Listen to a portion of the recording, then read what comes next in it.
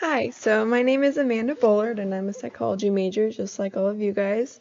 And I'm not too sure what I want to have for my future job yet. So I'm either thinking of going into a field of teaching or going into a field of criminology, which are both very two different paths. So I'm just deciding on taking a couple classes about both and seeing which one interests me the most.